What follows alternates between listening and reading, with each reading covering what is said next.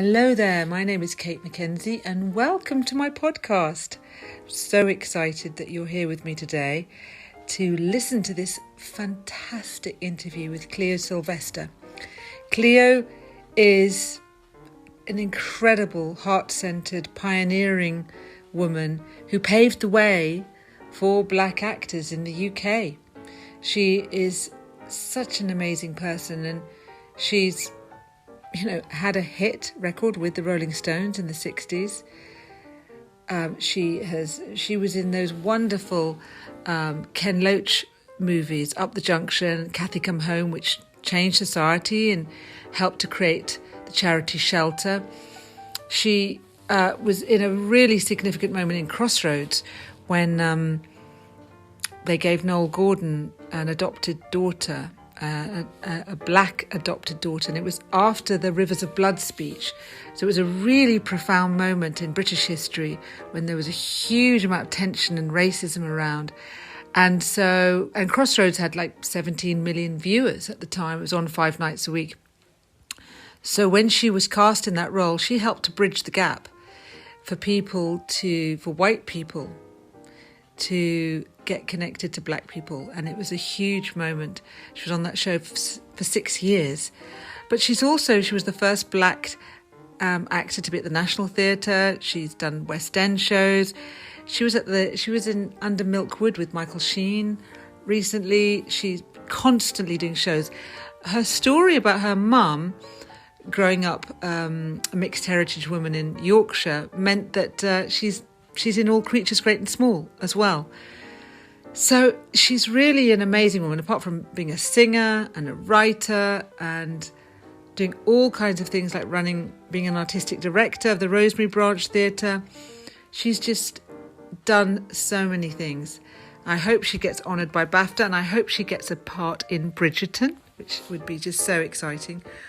And I hope that you really enjoy this. I really did, and she's just an amazing human being and deserves to be so honoured. So here you go. Thanks.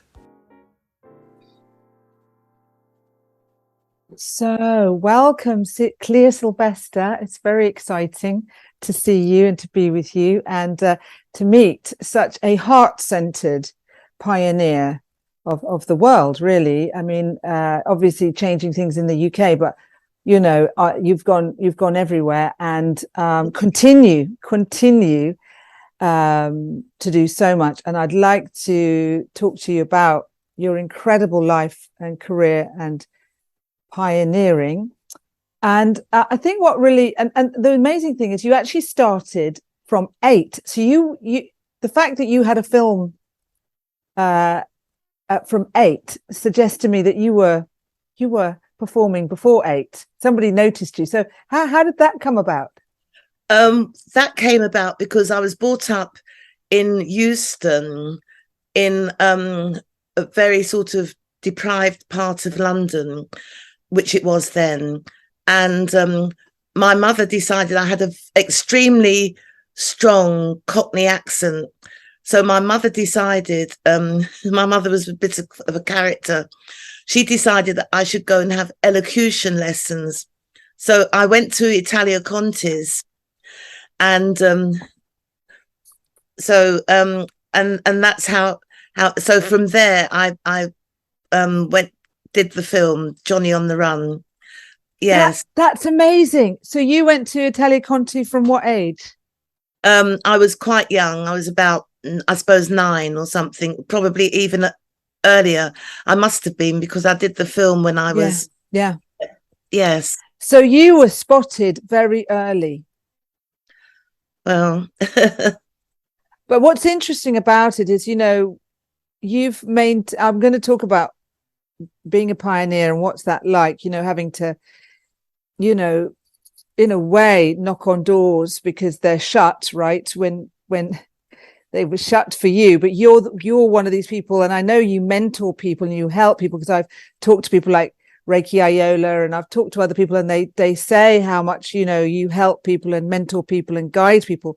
But when you're the one, Cleo, that is it's very difficult. Yes. What gave you the backbone right? To be that one, that there you are, you're a hit on the National Theatre, you're a hit in the West End, and then you write to the rep theatres, and they say, well, if we're doing the Crucible, we might think about you. You know, you're already doing really well. Laurence Olivier's acclaiming you.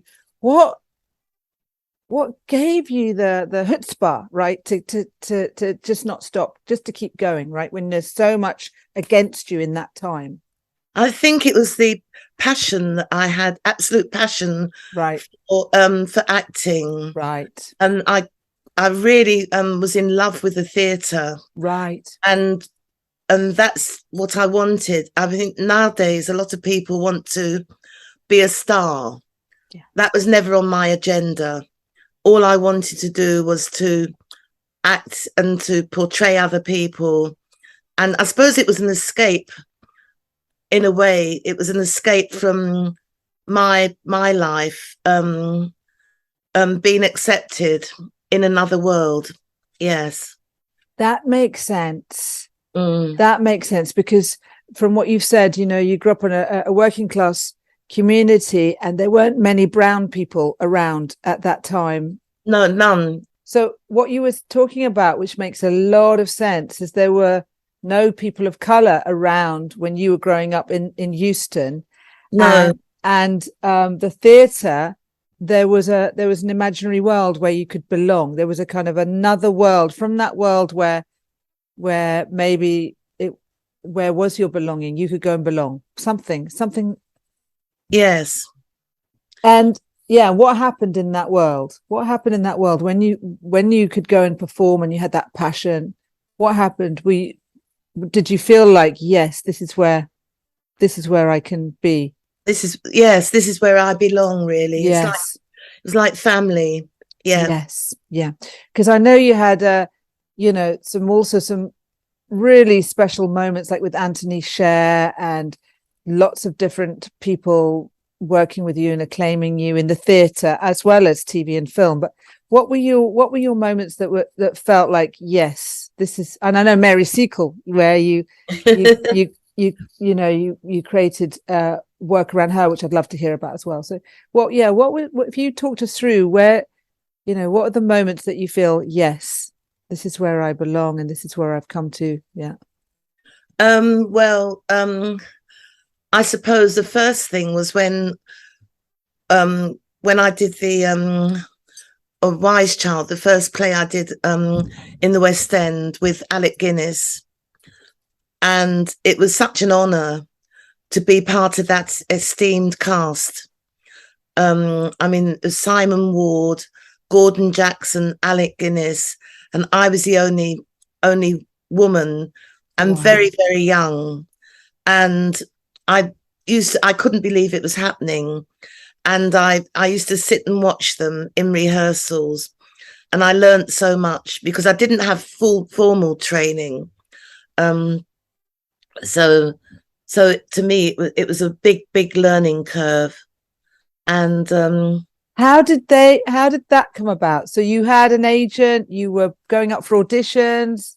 I had an agent, and they sent me up for this audition, and the character was West Indian, and I used to go to a jazz club, jazz shop in Charing Cross Road called Dobell's, and the guy who ran the downstairs bit was a very good mimic, and he used to do West Indian accents. So I went to John to ask him about West Indian, because I hadn't heard many West Indian accents. Right. And so he sort of coached me, and that's brilliant. That's brilliant. Yeah. Because what comes across about you, Cleo, hugely is your relatability, connectability, and how you weave relationships through this very passionate career and connect and get to know people, and that comes across very strongly. And the way you're also so supportive of others, working class people of color, and anyone really, but just this way you mix and match. So it makes sense that all of this is relational. And the other thing which was also amazing is it's like, I mean, almost like, you know, you've come many lifetimes to come and do this lifetime, right? Because you know, you always seem to be, even though doors were shut, you also seem to do certain things at certain times that were pivotal. So, you know, being in the Marquee Club and meeting Mick and meeting the Stones, and then to bring that beautiful song, which we all know, to know him is to love him, out with Phil Spector. Like, what was that like? That just seems such a pivotal moment in that time in the 60s to have made that song. Well, I mean, at the time, you don't realise the significance of it, really. Yeah. To me, that the Stones were just a bunch of talented musicians that I knew were destined for fame, and at the beginning of their career. And when I did the Andrew Oldham, their manager, produced the record, and Phil Spector was actually in the studio because Andrew was a great fan of Phil Spector. Yeah. And what was that like? Because, you know, I've just watched some documentaries on Leonard Cohen, who did some stuff with Phil Spector, and he found Phil Spector scary. He was scary. Right. I mean, he was sort of hunched in the corner. Right. But he had this sort of presence about him. Right. That was quite scary. Yeah. And he said there was a gun everywhere, and he even put a gun to Leonard's neck, which was supposed to be humorous, but Leonard didn't find it funny, right? And so, yeah. Well, in fact, Andrew, because Andrew asked me to make another record, and we had a slight sort of contretemps about which number it would be, because he, on the original record I did, he had the Andrew Oldham Orchestra, which in fact was the Stones. And so I asked him, I found this number, which I asked him if I could put on the flip side. And he said no. And then he came round to my mum's council flat in Euston, and with a friend of his called Peter Meaden. And at one stage, Andrew brought out a gun. I know it must have been a toy gun, and fiddled around with it. Yes, to try and persuade me to make another record. Oh my goodness, Cleo! Oh my goodness! Yeah. And what did you do? Well, just ignored it. Well done, you. So something in you, it's got metal boundaries. Yeah, and you're laughing. Something in you couldn't get bullied. Maybe. Yeah. What was that? I don't know. Incredible. And the other thing is, Mick, you went out with Mick Jagger. Yeah. And he asked you to marry him. Yeah. What was that like? Are you allowed to say? Well, it was, you know, we were both very young. Yeah. And it was, I mean, when I met Mick, there was obviously some sort of frisson between us, but at the time, because, you know, I was the only person, you know, around, and I thought, oh, I can't, you know, how I behave I have to represent the whole sort of black population in a funny way. Oh, you feel that, you know, if whatever you say or do, they will say, oh, you know, she does this and she does that. That's what they're like. And you felt that when you were with Mick, or around the Marquee, or around that scenario. Yeah. Around the whole thing. Yeah. And so, did that affect you being with Mick? Is that what you're? Yeah. Because you felt what, like, it was too much to be with him and be judged as I couldn't give way to my emotions because you'd be judged. I'd be judged. Yeah. And this would judge black people. Yeah. So there was an absolute loyalty to black people, really. Like, how this might come, like you couldn't just be free to be you, to do whatever you wanted to do. In some ways, there was a kind of like, I gotta watch my back, because this is gonna like affect other people. Yes. And in some ways, I'm wondering if that protected you as well. It might have been done. Yes. In some ways, like although like there's a level of not fully opening your heart, maybe not fully letting things happen, but on some level, kind of also not getting swallowed up, maybe by things. I don't know, because that's interesting, isn't it? What was the thought was that if you fell in love, you would be judged, or they'd judge Black people if you fell in love? What was it like if you were more open? Yes. It's interesting, isn't it? I mean, I wasn't there at that time, but when I look at what you've done, and when I think about Euston, you know, I have a friend of color from Angel Islington. She said they were the only brown family. Yeah. In some ways, it's given her different strengths to go anywhere, because, you know, when she said you grow up and you're the only, then do you know what I mean? You're always having to deal with being different.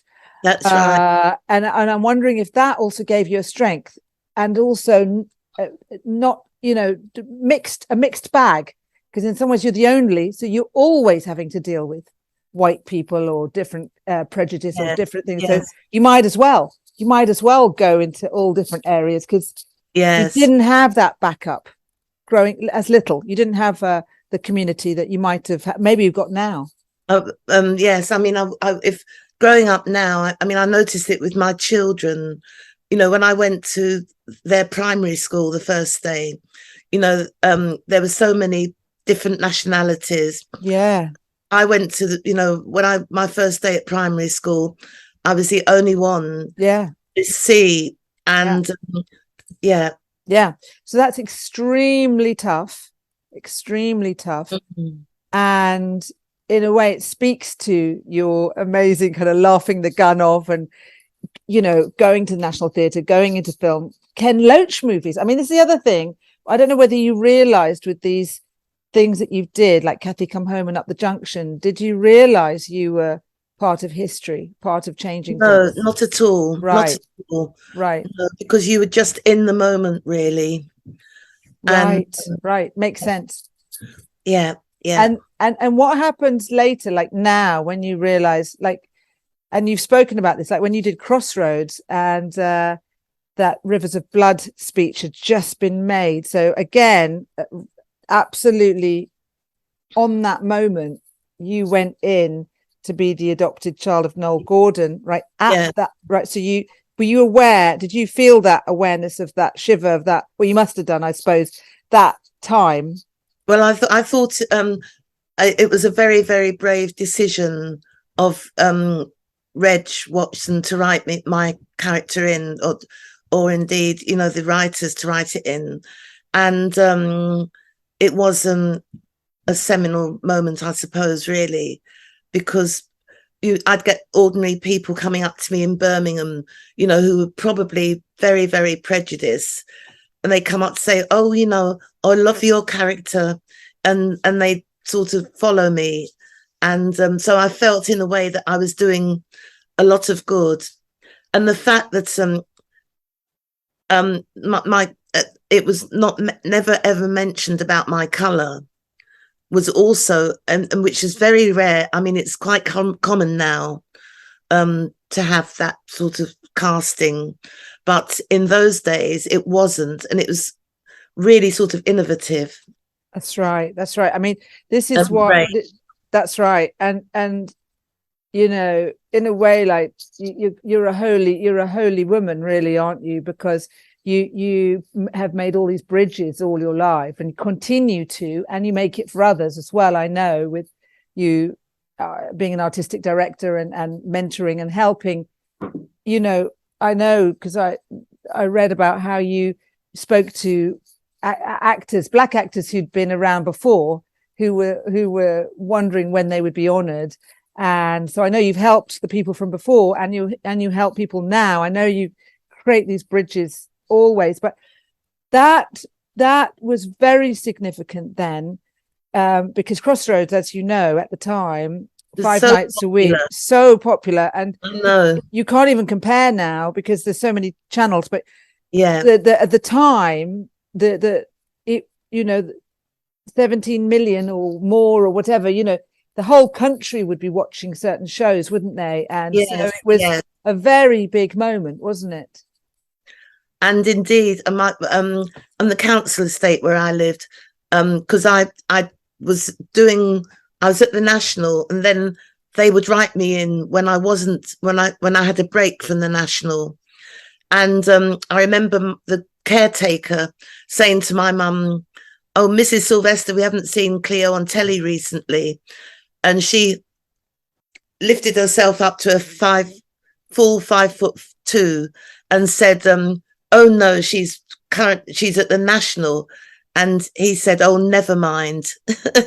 Yes, because of course, for working class life, telly Yeah, is really, really important, that's right? right. And Yeah, if you're not used to theatre, right? For some people, if you're not used to theatre, like doesn't mean as much. But telly is it. So this is yeah. what's also interesting is you're weaving, right? You're weaving all the way through. And I mean, I wrote to you and thank you so much, for being willing to Well, speak to thank you me. for It's asking really, me. well, it's so lovely. It's so lovely, Cleo.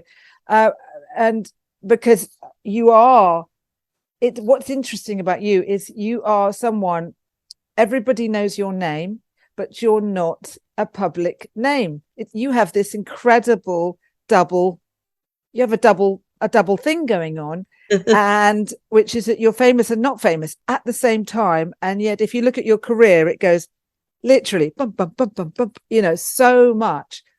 And then I read about you, and you were saying that there was a part of you that didn't want to lose touch with being in your garden or having friends over for dinner, and you didn't want to do that milieu of that small talk and fame thing, that you didn't want that.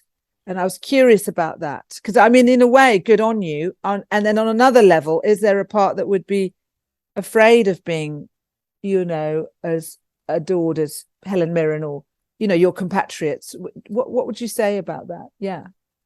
I think I sometimes I feel that I've deliberately not helped myself. Yeah. In what way would you say? I find that it's difficult. Yeah. I think, had I been seduced by that whole pop scene, for example, that I wouldn't have I wouldn't be here anymore. I would have been seduced into maybe another way of life or drugs or Yeah. yeah. And I think I recognize that, and yes, very wise, very wise, backed off from it. very, very wise. Interesting, isn't it? And then and about the theatre and acting, was it similar, or no no, theatre was never, because there was never that sort of pressure that there was with the record, as it were. Yeah, no, that makes total sense. But what about when you said you think you might not have helped yourself? In what way do you think you might have held back on being a star? I mean, Judi Dench only got films in her 60s, so I mean, it's not, and you've been doing films all the way through, so it's not like things can't, keep emerging. So, but what do you feel? Do you feel you've held back a little bit from the public acclaim? I suppose that's what I'm asking. That sounds. I think maybe. I as I say, I love my friends and family. Yeah. And I love nature, and it's such a false world.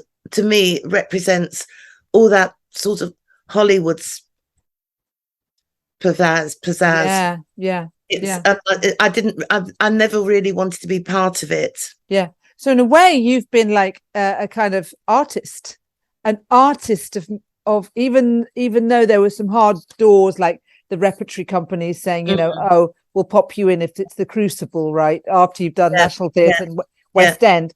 But so although there were some hardships, and maybe even with the music thing, holding back because you're protecting the Black community, but actually it's been really clever because you've done some amazing stuff, but you've kept that personal life. You haven't kind of, you've still managed to keep your nature, your family, the friends, you've managed to keep that sacred.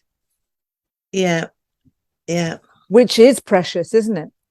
It is indeed. Because you're absolutely right. It can go completely the other way. And that's not, people often find, don't they? They get there and it was empty. Yes. It wasn't worth it. Yeah. Yes. When I was in New York with the young Vic. Oh yeah.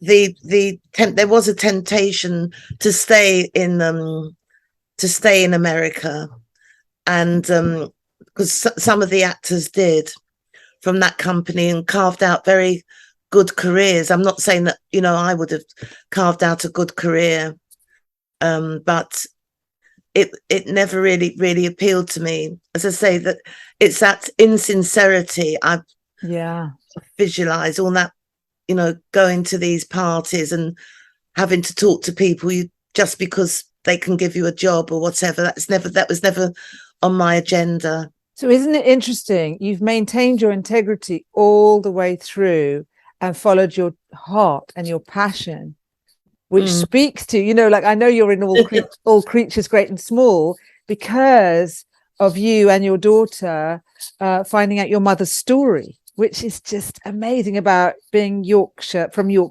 Hull, and having a mixed heritage background. I mean, how's that being, you know, that life mirrors art mirrors life, and it's all exactly. Yes. I mean, she was extraordinary, because I hear people now talking about being brought up in the 80s and experiencing prejudice, and you know, you know, I think, well, what must it been like for her in 1911, you know, and having to endure being in a home and everything. I mean, it's unbelievable, because I'd love to know a little bit more about your mum, because you've spoken about the Stones, the Hollies, Roger Daltrey, Jimmy Page, coming round for supper to your mum's house, and you doing all-nighters at the Marquee, or was it the Flamingo? All-nighters. Flamingo, all-nighters. And like, you were like, if I'm following you, 16. Was maybe 17. Maybe 17. And I'm like, I'm so curious about your mum, because she's like, she's holding this house with all these, you know, and she was a great cook. Right. So what did how like did she just welcome and enjoy all these young musicians coming round? What did she feel about you going out to the Marquee? What did she feel about you being a singer at so young on a major pop record? What did she feel about all this? Well, she was very I mean, she was great. She was very what's the word? Encouraging? Yes.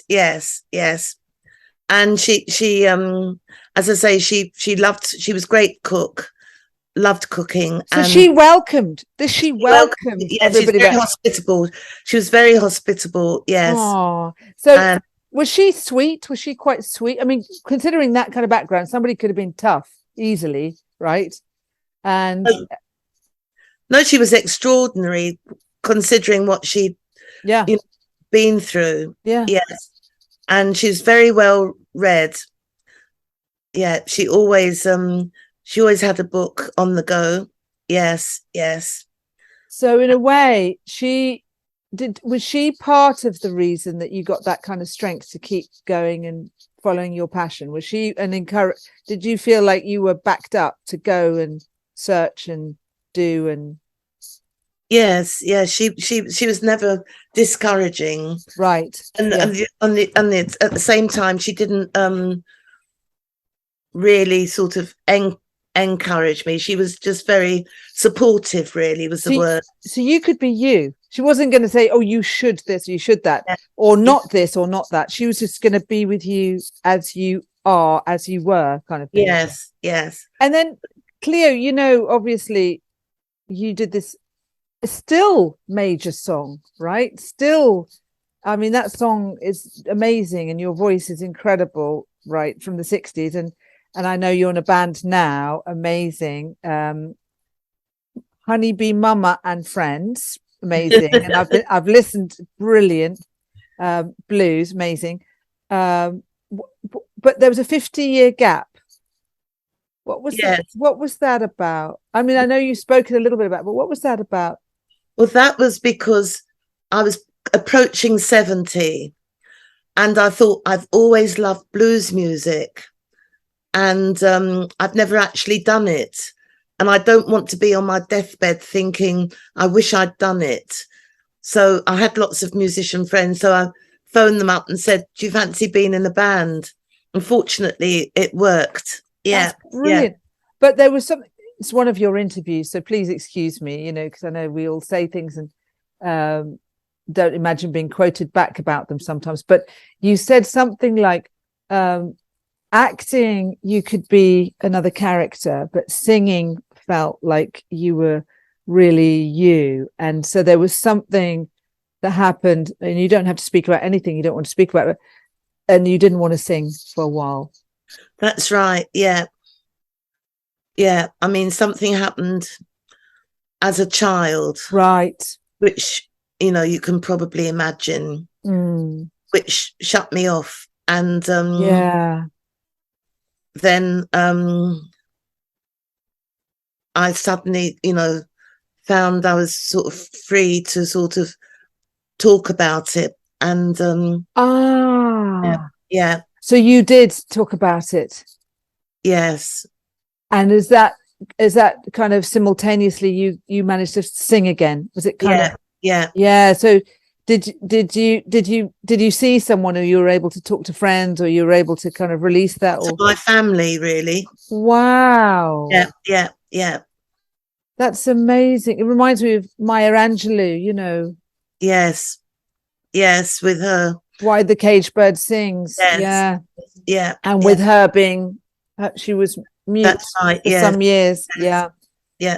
Like in the past, if I went up for a singing audition, I couldn't.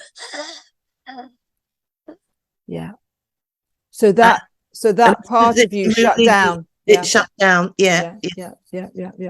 No, that's incredible. And so, because I know you also said, and you can sing because you use a pseudonym, right? You use Honeybee Mama.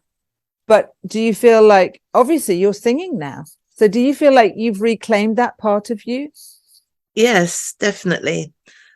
Yes, because I always, you know, I as I said, you know, I've always loved blues. And yes. Yeah. So that little girl, she's here and alive now because she's back online. Yeah. So that's very exciting.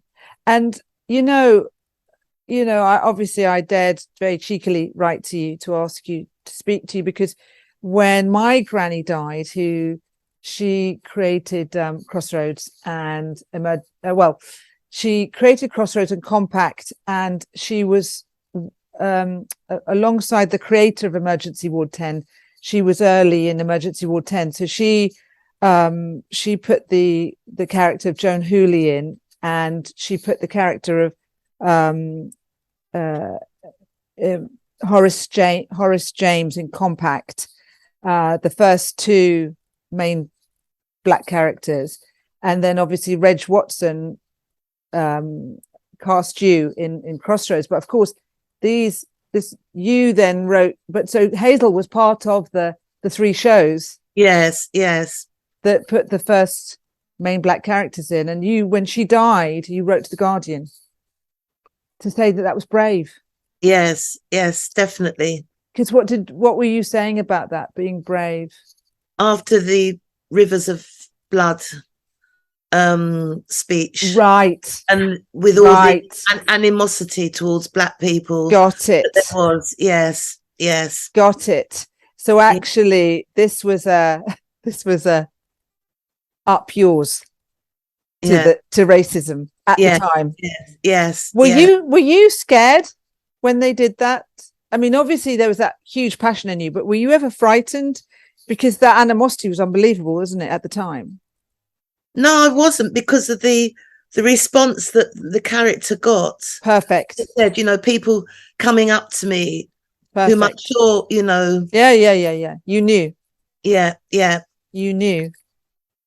And when I was taking my kids to school, I remember once I was I'd just taken them, and so there was a group of road workers, and they all started singing the theme tune as I walked past. Yeah, I mean, that was years later. Yeah. So there was a real, I mean, you felt healing. You felt healing, but there was a real healing with that movement in Crossroads at that time. There was a real kind of healing that happened. Yes. And by that time, I know you've spoken about having to learn about makeup yourself, because nobody knew about makeup. No. People of color, and I read you bought yourself a book, and it had all these kind of definitions, and Negro 1, Negro 2. Wow. Light Egyptian, dark Egyptian. Wow. Jew, Arab. Oh my goodness. Yeah, I know. Wow. Still got the book upstairs. That's incredible. It's incredible. Yeah. And so were you part of helping that? Because I know, like, even with makeup, obviously, Iman and Naomi Campbell, and lots of people now, obviously, you would know that things are very different now. There's very many more choices, aren't there? But there weren't the choices. Well, the funny thing is that I used to talk, there was an actress called Susan Hanson in Crossroads. Yes. Who played Diane, Miss Diane. Yes, I remember. And we were very friendly off stage as well as on screen. And, we used to talk about making black elastoplast and talcum powder, but I'm not a businesswoman, and we used to say, Such a good point. Now, what do you feel, obviously being the pioneer that you are, and I know you have been awarded by black communities, and you've been given various recognitions, and I know you probably know Reiki Ayola, so she's had a BAFTA, which is brilliant. And so things are happening now, but how do you feel? Because I know you're also very left-wing, and promote the working classes, and very passionate about lots of issues, which is absolutely brilliant. But how do you feel about awards? Do you feel they're important? I know some people wouldn't want awards, honors from the now king. It's now king, isn't it? What do you feel about? And they are important because people get opportunities when there are awards. So I don't know. What do you feel about them? I suppose it's they're handy. You can use them as doorstops. Yeah. But they're, yes, all depends what they're for. If they're from the industry, it's nice to have, I suppose, to have industry recognition. Yes. And so it would be, and you deserve industry recognition. Do you feel, because I know you've been on the board of Equity, you've been on so many things, right? And you've got your artistic director of the Rosemary branch, and you've done amazing pioneering things. So actually, have you received industry recognition? Not really. No. I received from Screen Nation, actually. Right. Yes. Yeah. So actually, it's time, isn't it? It's time. Well, it would be good. Well, I'm sure it's coming, but it would be good, wouldn't it? Not good.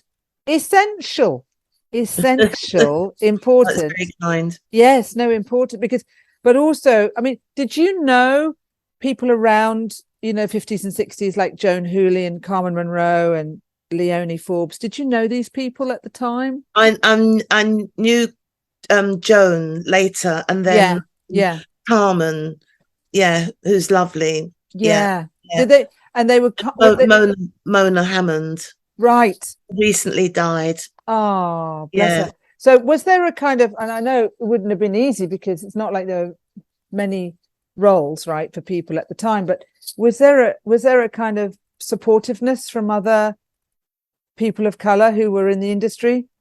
Well, it was interesting because I was the only one born in England. I always, I Oh, always felt that there was a slight division between the Afro Caribbean, the West Indian, um, than because I was slightly different. so you didn't get that kind of support in a way, Um, in a way, or do you mean, or you didn't have? I never felt that there was that sort of support. No. And is there now, as there are more British born people of color around, is there now, do you feel there's more support now? Oh, definitely. Yeah, Yeah. yeah. I mean, now you can't look at an advert without. Yeah, that's right. That's Yeah, right. What yeah. how what is that like now? Do you feel, yeah, how do you feel about that, the changes that are happening now? Well, it's great. I mean, it's at the moment it seems slightly overload, but I think it has to go through that. That's right. Things have to swing, don't they? To yeah, Yes, yes. yeah, because I interviewed Michelle de Schwartz. She's mixed heritage comic and actor, Yeah. and from South London. But what she said was there was a period where she would be put on, well, offered telly as the token uh, person of color, woman. Yes. And she said no, because what she realized, she was going to be up against men who'd got white men who'd got 20, 30 years experience, and she had 5 years, and she would have come off badly. So Yeah. although there's a kind of, a movement to give more opportunities, she said that the tokenism thing doesn't help because you can be set up to fail. Yes, yes, yes, yes. So but how do you feel about things like Bridgerton, for example? Oh, I love it. Would you like to be in Bridgerton? I'd love to be a dotty old dowager duchess. You'd be perfect. I mean, I don't, does your agent, I mean, how does it work? Because you're so established. Can your agent go, come on? I don't know. I don't know. Come on. Anyway. Give Cleo a role. She's the queen. Yeah. So it feels like do you feel like now you can see there's possibilities now, even though, yes, like you said, yes. How do you feel about the fact that they've got to, on one level, every time they make things, they've got to kind of like, in a way, they've got to the place where they go, it's got to be one Asian, one black, one woman, they've got to kind of tick. How do you feel about that? In a way, it's the movement, but how do you feel about that kind of, do you see what I mean? Well, it's great. Obviously, it's happening. Yes. Totally. Yeah, yes, yes. And as I say, it will. I mean, the thing that what does worry me is if you're only saying you can play what you are, like for example, a straight actor can't play a gay actor. Yes. It negates the whole point of acting. It really does. I mean, if, for example, can only a murderer play a murderer? Yeah. It's such a good point. Such a good point. Yes. Because there was, you're so right. Because there is something beautiful about, like, actually, there is something beautiful about giving like a disabled person the opportunity to play a disabled part. But exactly, does it mean always you can't have an able-bodied person play a disabled? Yes. But having said that, like you said, thank God. I remember you talking about, the black and white minstrels. Your mum would turn the telly off right? Because that was, I imagine, to her offensive. Yeah. And so, it's amazing we've moved so far, but it's like, yes, how do we move? How do we do it so it's not binary? It's not kind of either or. Yeah. We could do both. We can do both, and and I suppose we'll get there, won't we? Because it's a journey. I'm sure. Yes. Talking about what you were saying earlier on about the comic not wanting to be a token. Yes. When it's very difficult. When I was on the board of the Young Vic, it was mostly white men, of course, and I felt very disempowered sometimes. Yes, of course. I would suggest things which would be, not accepted, and then one of the men would then mention it the next board meeting, and they say, "Oh yes, what a good idea." Yeah. Oh my goodness, Cleo, exactly. Yeah. This is a really powerful piece, Cleo, which yes. I'm sure will start to be named as well in this mix as everything's moving, because that's it. I mean, she said a similar thing, different but similar thing. She was asked to do a show, again, 5 white experienced men, a good venue, big show, and she was asked to be the opener, and she said, "On your bike. I am not opening. I am not warming up for 5 experienced, seasoned white men, because that's the most difficult position. And then they get lift off from my opening. I want a better position." Yeah. And then she said, "But it doesn't make you popular." And then I really get that you gave the idea, slammed, and then someone brings it up and it's not acknowledged and no one's looking out for it.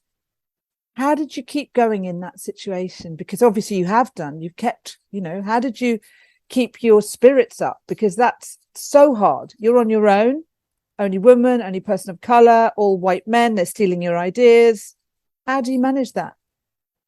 Do you leave? How do you handle that? Yeah. Well, I was weak, I suppose. I just accepted it. I don't think that's weak. I don't think that's weak. Yeah. I would have the confidence to say something. Yeah, in the meeting, Yeah. So it would be different now. Yeah. But it makes sense, doesn't it? I mean, you're talking like, it's unbelievable you were there. Yeah. And then no compatriots and no women even, right? So it's amazing you're there. So now you would speak up. Yes, definitely. Now you'd say, "That was my idea, and hang on a second, and can you listen to me?" Brilliant. Yes. When did you feel like that part of you, was that part of the reclaiming, like the singing and that little girl, was that part of, when did that no come in? Do you know? I think it's getting older. This is so good to hear. This is so good to hear. Getting old, I feel that I'm always speaking my mind now, whereas before I would have maybe held back or not said something. So exciting. I tell people off. I get like a dotty old woman, So exciting. I hate litter and stuff. And people, I mean, London is such a dirty city, and you see people just flinging stuff around and everything, and I always go up and chastise them. My kids say to me, "Don't, mum, you'll get a knife, you'll be knifed or something." Yeah. It's the way you do it, I imagine. It's the way you do it. And if you do it with that big heart of yours, people know, don't they? Yeah. They know. I imagine you always are safe. I imagine that, Cleo, from the way you are. But and that's the other thing, Cleo. Your daughter went to Sierra Leone, and you'd always had these letters from Uncle Ben and his your sister. Yeah. And your daughter went to Sierra Leone to perform, something like that, and discovered that your dad was a lawyer from Sierra Leone, and you had like 15 siblings. That's right. Yeah. From being an only child. Have you been to Sierra Leone? Have you been there? We went back. We went back the year after. Yes. And To what was me, that like? Yeah. well, it was amazing because he'd just recently died, so I never actually met Oh, him.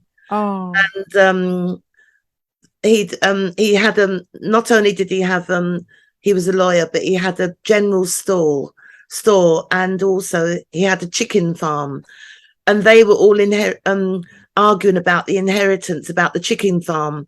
And I said, no, no, no, we're not.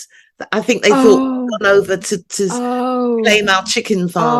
oh, bless No, them, no, bless no, them. no, no. Oh, well done, you. Yes, yeah, We that. just want to see you. Oh, I only met five of them. oh, what was that like? It was amazing because one of them, she reckoned, because my daughter um, went to the address on the airmail letters, and they said, "Oh no, they've moved," and told her the address where they'd moved to, and one of my half sisters ran a school, and my daughter said as soon as she walked in and met her, she had this here, a sort of mole, Yeah, and amazing. and they all knew about me and everything. Yeah. From telly and film and all that. Oh, from I think the dad had said, yeah. Did he stay in touch with you as you grew older? Yeah, yeah, Did you write to him? yeah, but I never knew he was my dad. That's so wild. So what did that do for you when this all happened? Well, it was amazing thinking that I was actually had African heritage Incredible, as incredible. opposed to West Indian. And you're called Cleopatra. You know, I mean, it kind of like, do you know what I mean? With this African heritage, and you're Yeah, called Cleopatra, and you've done what most people could have never done. Right? You know, it's really powerful what you've done in a time when there weren't people doing what you were doing, and not just done it. You went to National Theatre, Shakespeare, West End, film. You were in a film with Joan Crawford.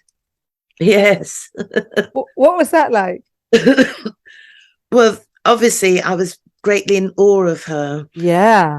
But she actually, she was really impressive because she knew everybody's name on that set, from the runner, Wow. the clapper boy, Wow.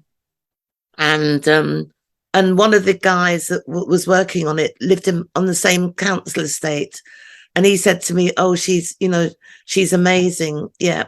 Was it in England then? Filmed in England? It was in England. Yeah, yeah. Wow. And she not long after I'd done it, I got this letter, and on the back was JC embossed, and I thought, who's writing to me? Jesus Christ. Oh, it's adorable. And then, it said something like, "Oh, Cleo, thank you so much for being so wonderful to all of us. I so enjoyed meeting you, and I do hope we work together again soon. Yours." And I thought, who's this signature? And it was Joan Crawford. Yeah. It's adorable. Adorable. So yeah. you know what I'm curious about, and obviously you've had a massive journey. It's been painful and hard, and look at the things you've had to put up with so much, let alone what happened to you with a kid, let alone what happened to your mum, right? I mean,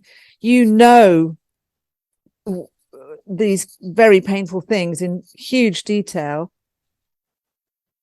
but there's this part of you that is just so connected and so passionate and so free, even though obviously it sounds like you're getting more free as you're getting older. Definitely. And is it like, with the acting, it's like, what they say, like, that idea of kind of almost no thought, no, I want to do that, like when you're singing, I want to do that, like almost like just letting consciousness move through, like I just want to be creative and I want to do these creative. Is it like that? How is it for you with your passions and your creativity? Well, it's I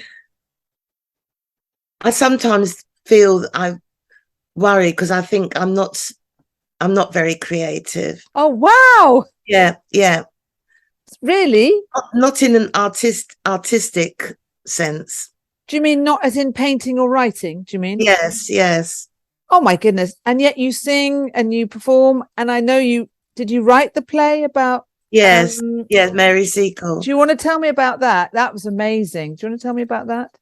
Well, I was working at Oxford Playhouse and in the 80s, and we had a local bookshop, and I went there one Saturday and saw this book with this very imposing mixed race woman on the cover in Victorian dress, and I thought, oh my God, she looks interesting, quite imperious. And I bought it, and it turned out to be the wonderful adventures of Mrs. Seacole in many lands. And as soon as I read it, I thought, oh my God, this would make a wonderful one-woman show. But I'm a terrible procrastinator. So that was in the 80s. And 20 years later, I eventually got round to writing it. Brilliant. Because I'd been thinking about it. What happened was I was running the Rosemary Branch Theatre. And I was doing the box office, as one does. Wow, you were doing everything. Wow. Excuse me. And the woman who owns it was the joint director with me. And we were doing the box office, and I was telling her about Mary Seacole. Somebody came up to me and said, excuse me, but I couldn't help overhearing your conversation. I think these people might be interested, and gave me a card. And it was the Florence Nightingale Museum. So I went along had a meeting with the Florence Nightingale Museum. This was round about January, February. Came out of that meeting being commissioned to do a week in, I think it was June, of Mary Seacole for children. Wow. So as I said, I'm a terrible procrastinator. So March came and went, April, and then May, and I suddenly thought, oh my God, I got to do this. It's June. And so I sat down, and it wrote itself, really, because I'd been thinking about her for about 20 years. Wow, that's amazing. And anyway, and that was I did those performances, those school children performances, and that went well. And then somebody came along, Dame Elizabeth Anyonwu, and she saw it, and from then I went to do it at the National Portrait Gallery, because her portrait had just recently been discovered. Wow. And then I was asked to be they were doing the campaign to raise the statue, money for the statue. So I was invited to be an ambassador, and went to that, did it in the House of Lords. Yeah. Wow. So that was fun, and I've since done it all over. Yes. That's incredible. And have you fancied doing something for television, like drama or documentary, or have you fancied doing that? They have done it. They have done it. Okay. Yeah, but I didn't do it. Somebody else did it. Okay. Yeah. So amazing. What an amazing honoring. Because they say heal yourself and bring your community on too, right? Bring the family on too, right? And this is what you've done over and over and over, haven't you? You've followed your passions, and you've brought everyone on board, right? And including the past and the future and the present. And what would you like, Cleo, for you? I know, like, you keep doing amazing things. I saw you read a beautiful story to your grandchild as well on a podcast. Amazing. So what would you like, for you? What things are there for you that you'd like? Yeah. The end of violence and wars. Yeah. and to be able to sleep at night and not worry about all the horrible things going on in this world. Yeah. I think that's what I'd like. Yes. Yes. And how do you see that happening? I don't know. Because maybe with women like you having her voice, right? And saying, don't litter and be nice to each other, and honouring people like Mary Seacole and Carmen Monroe and you and you know, all the people that pioneered to make the world a better place, to have unity and diversity, which is what you do, right? Maybe you, I don't know if you remember the band Gong, but they said politics begins in the kitchen. Yeah. They had a song, Politics Begins in the Kitchen. And I used to think, yes, like if you are loving to you and then you're loving to your neighbor and your children, do you know, like, it's like, isn't it? Yes. It only has to be a small but gradual thing. That's it. Yeah. And you've done that always. I mean, even you staying on that board at the Young Vic, I'm like, was it the old Vic? Young Vic. Yeah. I'm like, oh my goodness. Like anybody less than you would have run away. Right. But not you. Not you. It's absolutely amazing, you know. And I also celebrate your mum. And I know you found your gran in America teaching dance and possibly teaching Ginger Rogers.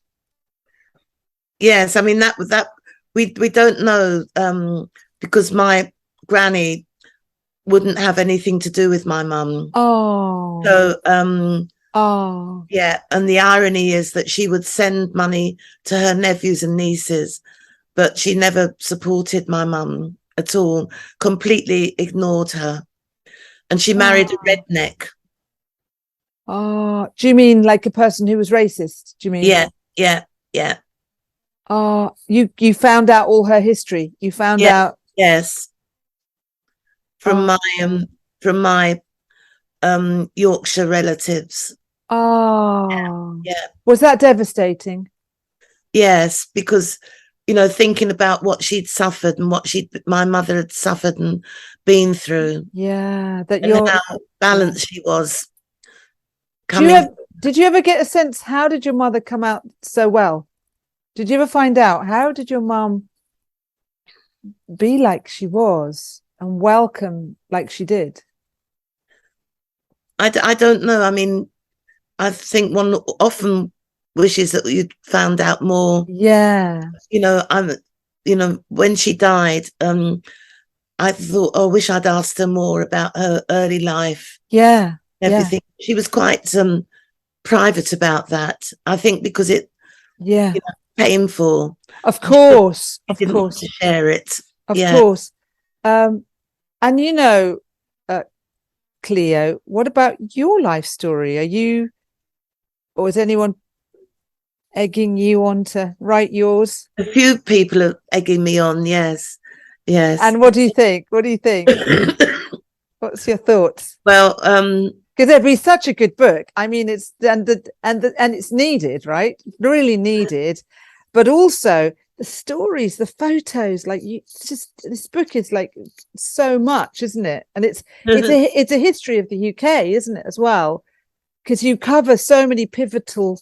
It's a real document of what's gone on, isn't it? In the last, you know, how in big time, 60 odd years. Yeah, it's a big representation, isn't it? Especially with your interest in politics and class, left wing, race, right? And then the fact that you were in all these movements, music, theatre, film, television. It's a really important.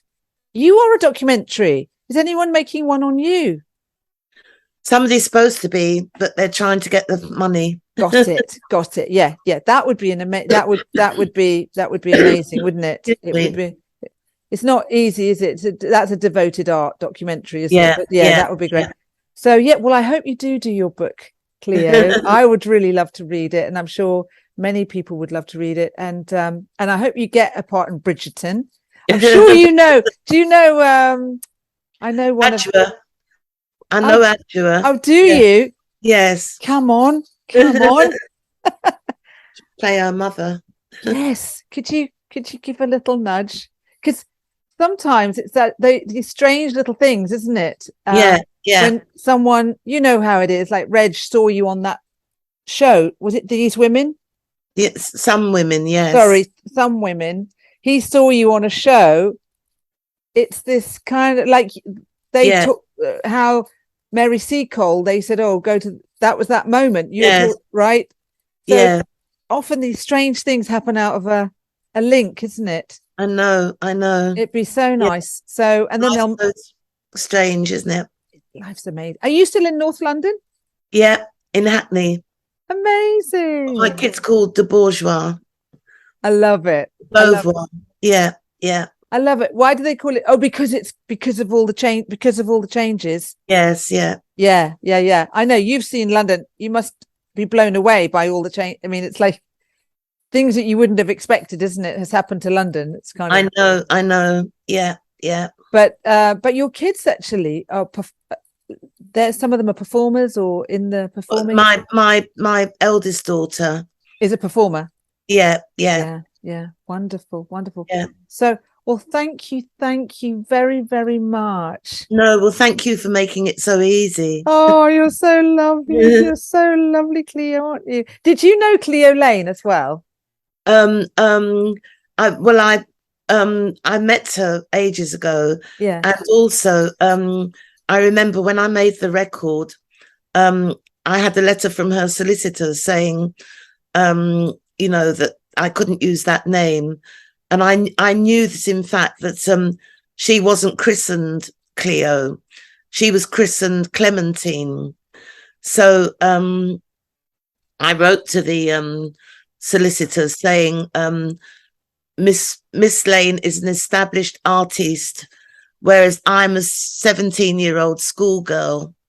And I never heard from them again. Oh, my goodness. Yeah. The rough and tumble of the music industry. Yeah. Oh, my goodness. Well done, you. So was that slightly difficult with Cleo then? No, when I met her, she was lovely. That's right. It was just her solicitors. Oh, my goodness. That is so dreadful. Yeah. Unbelievable. Yeah. Well, Cleo, it's so profound to meet you because you're so powerful and also so humble and heart-centered.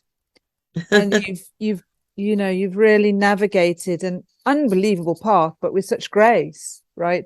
And it speaks to you. It speaks to your mom as well. It speaks to everything that that's you, really. And then this amazing heritage. So it's incredible, isn't it? All of it. Yes. So yeah. So I hope you do the book and the documentary. I'll let you know. Would you? I'd love that. So thank you, Cleo. Bless you very much. Thank you. Take care. So that was Cleo Sylvestre. What an incredible human being. So passionate, so determined, and so real and so human. And she seems to have navigated an incredible career and yet maintained her sense of self, not sacrificed herself to Hollywood or to all the things that people seem to do nowadays, and yet had a great, great career. She's very heart-centered. She helps lots of people. She's a mentor for so many, and still creative, still passionate, still doing so much. So I salute you, Cleo. You are amazing, and hopefully you will get more and more recognition for all the wonderful work that you do. Bless your heart. Thanks.